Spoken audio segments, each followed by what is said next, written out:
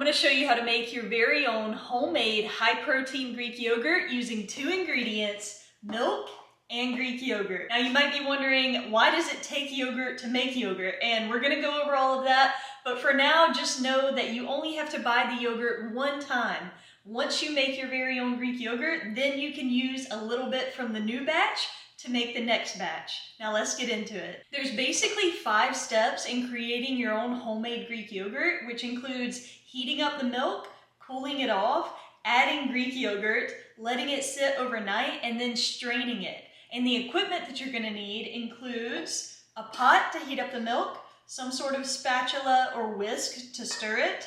I like to use a food thermometer to check the temperature, but you could also do it without that, and I'll explain that later. For the sitting process, I like to use a crock pot and a thick towel. Now, the crock pot is not necessary to actually be able to make the yogurt. I just like to use it to provide a little bit more insulation, but you could also use the pot that you're gonna use to heat up the milk.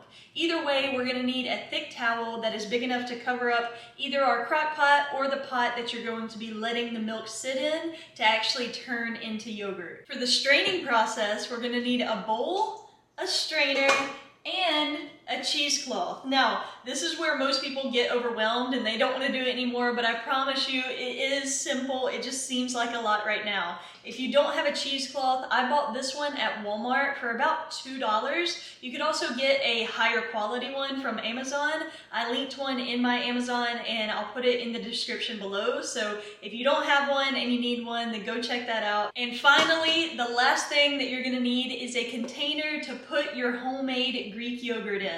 I'm just reusing a Greek yogurt container from the store. You could also buy a glass container, you could use a mason jar, or any meal prep containers that you have lying around the house. Now that we have all of our stuff, it's time to make the yogurt. And at the end, I'm going to show you how to make the best vanilla Greek yogurt that you've ever had. Better than any store-bought vanilla Greek yogurt that you've ever tasted. And that's a guarantee, or you don't have to like this video. Now let's jump into it. The first step is to heat up 6 cups of milk to 185 degrees over medium heat. You can use any type of milk that you would like. I chose Fairlife whole milk because it contains double the amount of protein and half the amount of sugar, and whole milk will give you a creamier yogurt than the lower fat alternatives.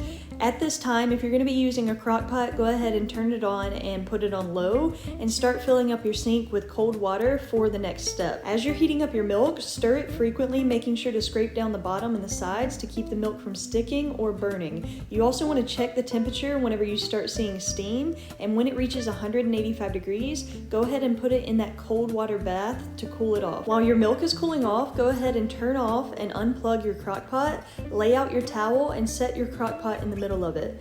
Check the temperature of your milk, making sure that you're still stirring it as it's cooling down, and once it reaches between 90 and 100 degrees, you're gonna pour it into your crock pot, making sure not to splash it out like I did. Then you're gonna add a few tablespoons of your plain Greek yogurt to your milk.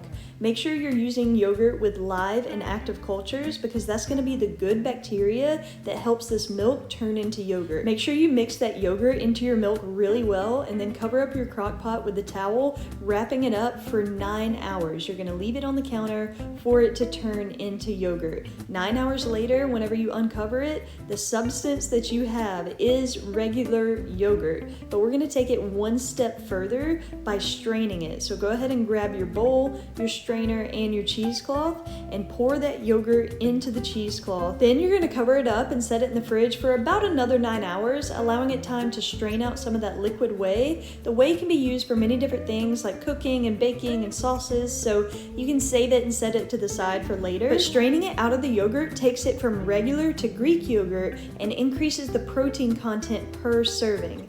Now you have your very own homemade Greek yogurt, and it's time to flavor it. And it only takes 2 ingredients to make the best vanilla Greek yogurt that you've ever had: vanilla extract and maple syrup.